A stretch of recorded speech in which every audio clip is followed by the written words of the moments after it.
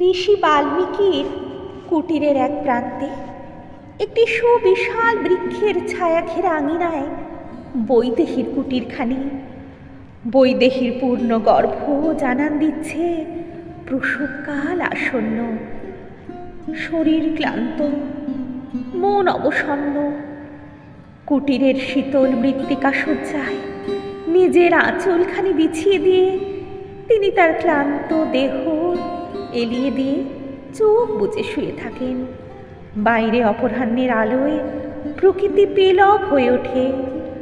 অরণ্যের বুক থেকে ভেসে আসে পাখপাখালি আর আরণ্যক প্রাণীর শব্দ। আশ্রম প্রাঙ্গণ কিছুটা স্তিমিত থাকে। বৈদেহী চোখ বুজে স্বপ্ন দেখে, অরণ্যের স্বপ্ন। যে অরণ্য তাদের ঘর হয়ে উঠেছিল, সেই অরণ্যের স্বপ্ন।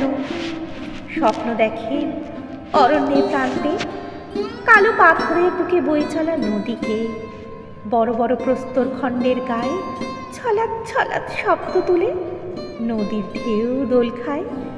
সেই কালো পাথরের ওপর বসে রামের বুকে মাথা রেখে অবাক চোখে জানকী ঢেউ গোনেন।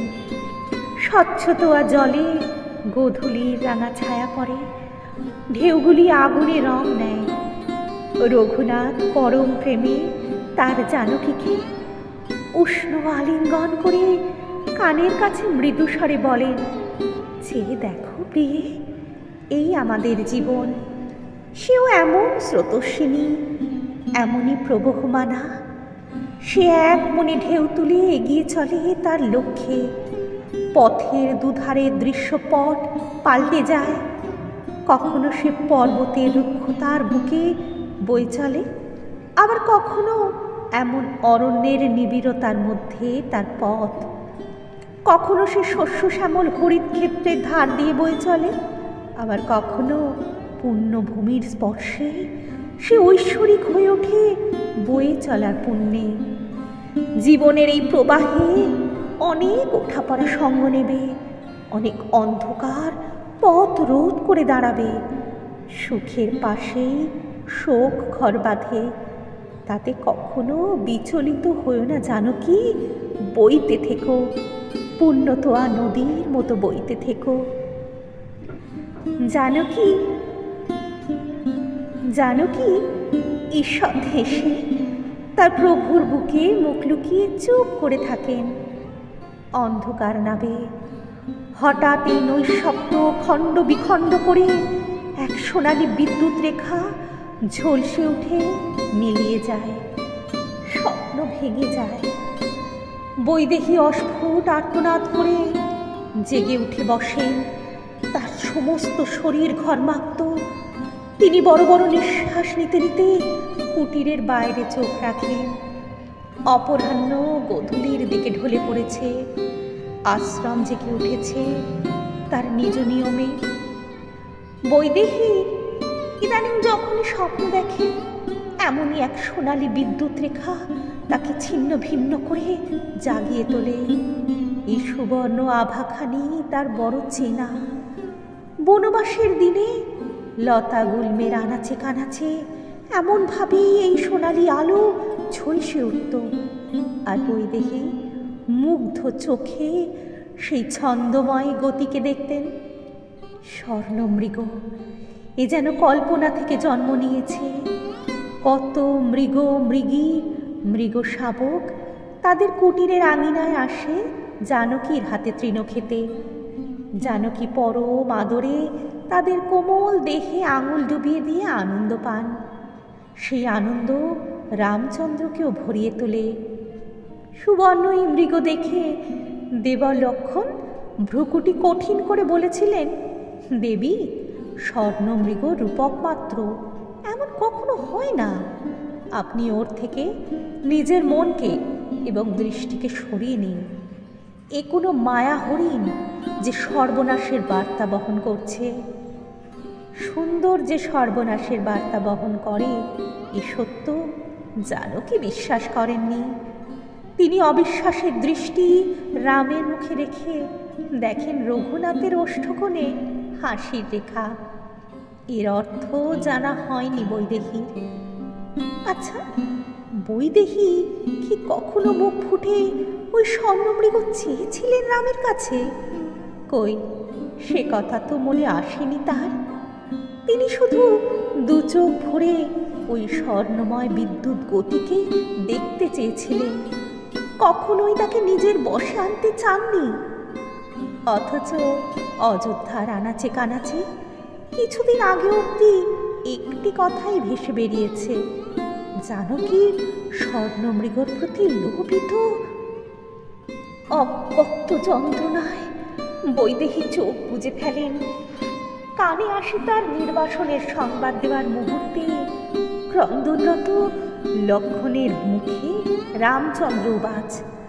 জানকীর অন্যতম অপরাধ তার লোভ, যার থেকে সর্বনাশের উৎপত্তি। বৈদেহী অস্ফুটে বলে ওঠেন, হায় রঘুনাথ, সর্বনাশের মন্ত্র যে শূর্পণখার খণ্ডিত কর্ণ এবং খণ্ডিত নাসিকা গহ্বরে তারই রক্তে আপনারা লিখেছিলেন, তাকে ভুলে গেলেন প্রভু। ভুলে গেলেন যে আপনি ওই মায়া মৃগকে আমায় উপহার দিতে তৎপর হয়েছিলেন, কারণ জানকী আপনার কাছে কোনোদিন কিছুই চাইনি। আপনিই বলেছিলেন আমি যেন এই আশ্চর্য মৃগকে সযত্নে পালন করি এবং এর জীবনকাল সমাপ্ত হলে দেহের সোনালি চর্ম খুলে নিয়ে আপনি নিজের জন্য আসন প্রস্তুত করবেন। এ কথায় মন সায় দেয়নি আমার। আপনি তো জানতেন প্রভু, আমার কোনো চাওয়া ছিল না, শুধু একাগ্র মনে আপনাকে চাওয়া ছাড়া। নদী যেমন সমুদ্রকে মনে রেখে বয়ে চলে, আমিও যে বয়ে চলেছিলাম রামের নামে। বৈদেহী ধীরে ধীরে উঠে কুটির থেকে বাইরে এসে দাঁড়ালেন। সন্ধে নেমে আসছে। দূরে গভীর অরণ্যের মাথায় সূর্যাস্তের রক্তিম আভা, পাখিদের ঘরে ফেরার শব্দে আর শীতল হওয়ার স্পর্শে বৈদেহী নিজেকে খানিক ফিরে পেলেন। আর কিছু পরে কুটিরে কুটিরে সন্ধ্যা প্রদীপ জ্বলে উঠবে, মঙ্গল শঙ্খ বেজে উঠবে। পায়ে পায়ে বৈদেহী এগিয়ে গেলেন ঋষি বাল্মীকির কুটিরের দিকে। দেখলেন ঋষিবর ভূর্জপত্রে খাগের কলমকালিতে ডুবিয়ে এক মনে কি লিখে চলেছেন। কি লেখেন তিনি? মাঝে মাঝে চোখ বন্ধ করে অন্তর্দৃষ্টিতে কি যেন দেখেন, আবারও লেখায় মন দেন। কতবার তাকে প্রশ্ন করতে মন চেয়েছে, পিতা কি লেখেন আপনি এমন ধ্যানস্থ হয়ে? কথাগুলি জিহ্বা এসে ওষ্ঠে মিলিয়ে গেছে। বৈদেহী কুটিরের নিকোনো দাওয়ায় বসে আকাশের দিকে মুখ তুলে তাকিয়ে দেখেন ধ্রুব তারা উঁকি দিয়েছে। হাওয়ায় ভেসে আসছে নাম না জানা বনফুলের গন্ধ। বড় শান্তি এই মায়াময় কুটির প্রাঙ্গণে। এখানে তিনি ঠিক না ভুল, ভালো না মন্দ, পবিত্র না অপবিত্র, এ নিয়ে কোনো বিচার সভা বসে না।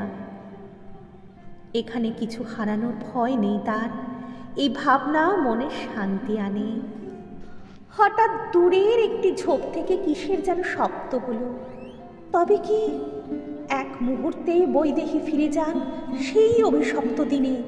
রামচন্দ্র তার তীর ভরা তৃণখানি পিঠে বেঁধে নিয়ে হাতে তুলে নিয়েছেন ধনুকখানি।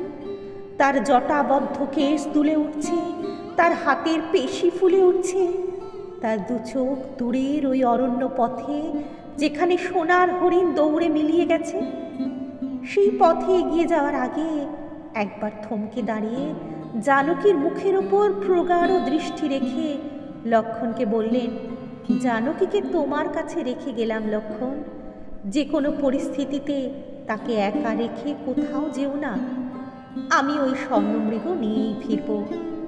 জানকী দেখলেন চক্ষের পলক ফেলার আগেই রাম অরণ্যের নিবিড়তায় হারিয়ে গেলেন। সময় বয়ে চলল, দিনের আলো ঘন হয়ে এলো। হঠাৎ এক তীব্র আর্তনাদ, হায় লক্ষণ, হায় সীতা! বুক কেঁপে উঠল জানকীর। এ কি শুনছেন তিনি? এ তো প্রভুর কণ্ঠস্বর। তবে কি? যাও যাও লক্ষণ, শীঘ্র যাও। তোমার ভ্রাতার খোঁজে যাবে না? তুমি কি বধির, অন্ধ? কি করে এমন নির্লিপ্ত হয়ে আছো জ্যৈষ্ঠ ভ্রাতার সর্বনাশে? ঠিক তোমাকে। তবে কি তুমি আমায় কামনা করো? তবে কি তুমি তোমার ভ্রাতার মৃত্যুতে নিজের কামনা চরিতার্থ? অপমানের যন্ত্রণায় আরক্ত মুখে লক্ষণ তার বান দিয়ে একটি আগ্নেয় রেখা এঁকে নত মস্তকে প্রার্থনার স্বরে বললেন, আপনার এই দাসের বিনীত অনুরোধ, এই রেখা লঙ্ঘন করবেন না দেবী। আমরা ফিরে আসা অবধি এই রেখা আপনাকে রক্ষা করবে। লক্ষণ অদৃশ্য হয়ে গেলেন বনের পথে। কুটিরে একা জানকী অধীর অপেক্ষায়। কানে এলো খরমের শব্দ। বৈদেহী সম্বিত ফিরে মুখ চেয়ে দেখলেন আশ্রম প্রাঙ্গণ ধূপ ধুনোয় সুবাসিত। তারই মধ্যে মহর্ষি বাল্মীকি এসে দাঁড়িয়েছেন বৈদেহীর সামনে। বৈদেহীর চোখের কোণে এক ফোঁটা জল গড়িয়ে পড়ল কপল বেয়ে। মহর্ষি পরম স্নেহে তার মাথায় হাত রেখে বললেন, ঘরে চলো মা, তোমার এখন বিশ্রামের বড় প্রয়োজন। যাকে পৃথিবীতে আনতে চলেছ এখন শুধু তাকে মনে করো। তুমি পূর্ণতার সম্মুখে দাঁড়িয়ে শূন্যতার যন্ত্রণায় কেন নিজেকে, নিজের অন্তরকে দগ্ধ করছো মা? বৈদেহী ঋষিবরকে প্রণাম করে বললেন, পিতা, শুধু স্বামী আর সন্তানই কি এক নারীর পূর্ণতার প্রতীক? সে নিজে কি নিজেতে পূর্ণ হতে পারে না? বসুন্ধরা তো নিজেতেই নিজে পূর্ণ তার হিরণ্য গর্ভে। তিনি তো তার পূর্ণতার অধিকার কারোর সঙ্গে ভাগ করেন না। তবে আমি ভূমিজা বৈদেহী কেন অন্যের মধ্যে নিজের পূর্ণতা খুঁজব? না পিতা, আর নয়। এবার সময় এসেছে বসুন্ধরার কন্যা হয়ে ওঠার। আশীর্বাদ করুন পিতা, আমি যেন তার মান রাখতে পারি। মহর্ষি বাল্মীকি দুহাত তুলে বৈদেহীকে আশীর্বাদ করে সবার অলক্ষ্যে নিজের চোখের জল মুছে ধীর পায়ে এগিয়ে গেলেন তার কুটিরের দিকে। মধ্যরাতে বৈদেহীর তীব্র প্রসব বেদনা উঠল। অবশেষে রাত্রি অন্তে ভোরের শুকতারাকে সাক্ষী রেখে দুই পুত্রের জন্ম দিয়ে তিনি মা হলেন।